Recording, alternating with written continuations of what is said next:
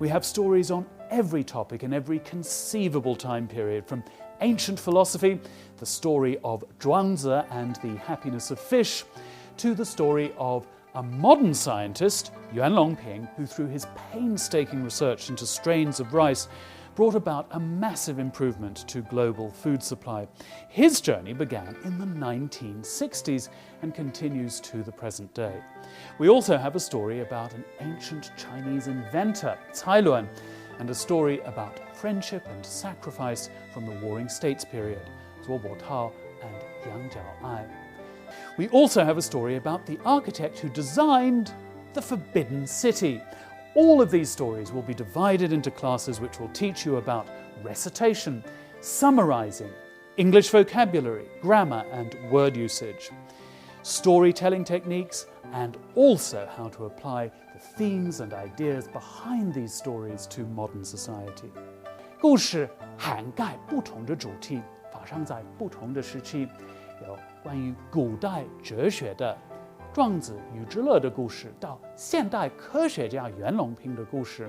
值得一提的是，袁隆平的故事开始的时间是20世纪60年代，并且在今天依然有影响力。在蔡伦的故事中，我们可以了解一位古代的发明家；在左伯涛和杨角爱的故事中，我们会学习到在战国时期为朋友奉献的故事。也有关于故宫建筑师的故事。在学习故事的过程中，你会有多种能力的提升，包括朗诵、故事概括能力、英语词汇量、语法、语言应用和讲故事技巧等等。我们也会教大家如何将故事的主题和思想结合到现代社会当中。课程马上就开始了。Okay, welcome to a new story. In this first class, I'm going to talk a little bit about why this story is so important. Then I'm going to recite from the text in this book. Then I'm going to give some tips and ideas about recitation. 大家好，欢迎来到新的故事。今天的故事其实是关于袁隆平和水稻。那么在第一节课，我会先聊聊这个故事的重要性，之后我会朗诵书中的文本，就是说这本书。再然后我会给大家一些建议，怎么样能够朗诵得更好。那么这一篇关于袁隆平的故事是值得给外国人听的，并且袁隆平那个人他全心全意用自己的专业知识，使世界粮食生产迈出了一大步。他用这种方式不仅为自己国家做出了巨大贡献，更为世界粮食供应做出了巨大贡献。这也是一篇跟坚持有关的故事，这跟那些讲述灵光一现的故事不同，而是讲述了如何通过上百次实验取得一点一滴进步的故事。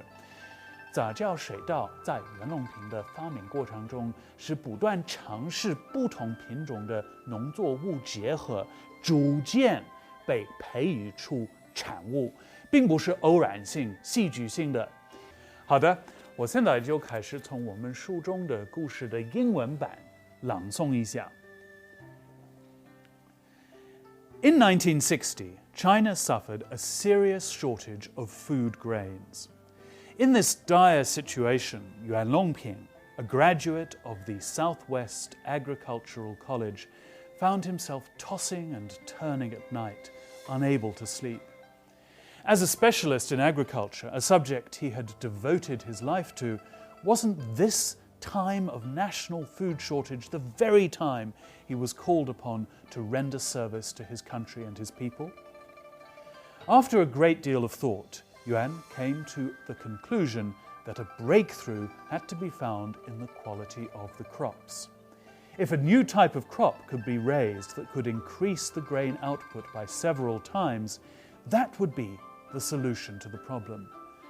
To create a new type of paddy rice required the crossbreeding of existing varieties. However, this would be difficult because paddy rice is self-pollinating. Time after time, Yuan's experiments produced ears of rice that were too costly, while the ideal solution would be rice stalks that would produce male, sterile rice. Through concentrated research and study, Yuan Longping found that the correct gene would only result from seedlings planted in the existing paddy fields. So he personally trudged through the paddy fields, searching for rice stalks that would produce male, sterile rice. Day after day, Yuan Longping toiled on in the paddy fields, wearing a battered straw hat, examining rice plants, stalk after stalk. His feet were constantly treading in mud, and his shoes were waterlogged and ruined. Moreover, he had to bend over all day long, sometimes unable to straighten his back again without feeling pain. Nevertheless, in his eagerness to find a speedy solution to the Chinese people's food problem, he was unwilling to rest. But hard work never lets a conscientious man down. On the 14th day of his field investigation, Yuan Longping found an unusual rice plant whose staminate flower would not be split off. He had found the model for his new type of rice, and the breeding work could start. Yuan was overjoyed at this discovery. This finding created a sensation. The authorities lost no time in organizing a subcommittee to help Yuan study the production of cross-breed rice. With the unrelenting efforts of these scientific research personnel, generation after generation of hybrid rice were bred.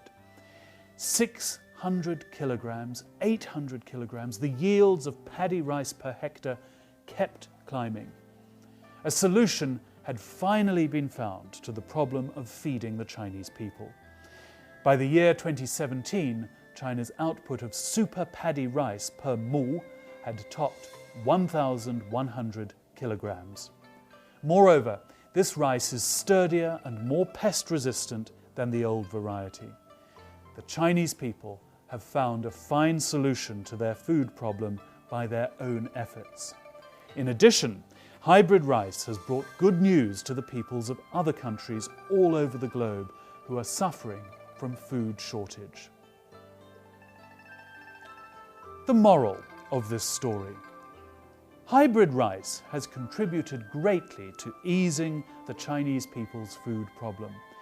It is an important pillar supporting our country's development. It is the fruit of diligent research by generations of scientists, and it is of worldwide significance for solving the problem of food scarcity. Okay, let's talk about some recitation skills. As I've mentioned, one of the key messages of Yuan Longping's story is both his persistence and his willingness to take his experiments out into the fields. One of the challenges he faced was how to produce a strain of rice that would be well adapted to local conditions. For that reason, he needed to spend plenty of time searching the fields in his local Hunan province to find a suitable local variety. 好的，咱们来聊聊朗诵技巧吧。我曾经已经提到过，袁隆平故事中的两大要点是他的坚持，以及他在田地勤恳工作的精神。他所面临的一大挑战是如何生产出一种能适应当地环境的水稻，因此他需要花大量的时间在湖南省的农田进行搜索。So, in the paragraph I'm going to quote from, we see Yuan Longping out in the fields looking for the right variety of rice. Let's start reading. 所以在我们将要引用的这个段落里，袁隆平在田间尝试不同的水稻。现在咱们开始来读吧。Day after day, Yuan Longping toiled on in the paddy fields, wearing a battered straw hat, examining rice plants stalk after stalk. His feet were constantly treading in mud, and his shoes were waterlogged and ruined. Moreover, he had to bend over all day long, sometimes unable to straighten his back again without feeling pain. Nevertheless, in his eagerness to find a speedy solution to the Chinese people's food problem, he was unwilling to rest.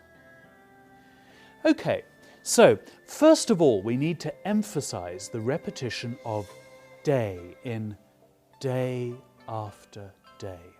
Our voice needs to slow down and adopt a tone of weariness and fatigue so we can convey that this was a long process. Let's practice. 好的，首先我们需要强调一天又一天的那种重复。我们的声音需要慢下来，并且用一种疲劳不堪的声音状态，这样我们才能表现这个过程的有多漫长。Day after day. Similarly, we need to emphasize that repetition of stalk. Let's listen. 同样，我们需要强调一刻又一刻的那个重复。我们来听一听。Stalk after stalk. Clearly, a verb like toiled needs to be appropriately emphasized to reflect his hard efforts. 很明显，像 toil 这种动词需要明显强调，以展示他的辛勤工作。The adverb constantly needs similar emphasis, again, because that word reflects his persistence. Again, the voice is slow and precise. 副词 constantly 同样也需要强调，再次说明一下，因为这个单词表达了他的坚持，所以声音要缓慢地位。Other words to watch out for are waterlogged, ruined, and pain. They need to be emphasized to reflect his hard work. 其他需要注意的单词像 waterlogged, ruined 和 pain 也需要被强调来体现他的辛勤工作。Finally, in the last sentence, we need to let our mood change somewhat. Here we want to contrast his spirit of eagerness with the hardships he endured. At this point, our voice will become quicker and more lively. Let's listen. 那么在最后一句话，我们需要换一种基调。在这，我们想强调的是他的勇于克服困难的那种精神，所以在此，我们的声音要变得更轻快、鲜活。大家来听一听。Nevertheless, in his eagerness to find a speedy solution to the Chinese people's food problem, he was unwilling to rest. Okay, now let's put all of this together and listen to the whole paragraph again. 好的，现在咱们来再从头到尾听一听整个段落。Day after day, Yuan Longping toiled on in the paddy fields, wearing a battered straw hat, examining rice plants stalk after stalk. His feet were constantly treading in mud, and his shoes were waterlogged and ruined. Moreover, he had to bend over all day long, sometimes unable to straighten his back again without feeling pain. Nevertheless, in his eagerness to find a speedy solution to the Chinese people's food problem, he was unwilling to rest. 好的，今天的课基本上就到这里了。我建议大家可以重复听我朗诵那个段落，然后争取在家里背诵这个段落。同样也可以背诵我的语气和语调，还有我的停顿，还有我强调的单词。好，今天的课就到这里了。Bye for now.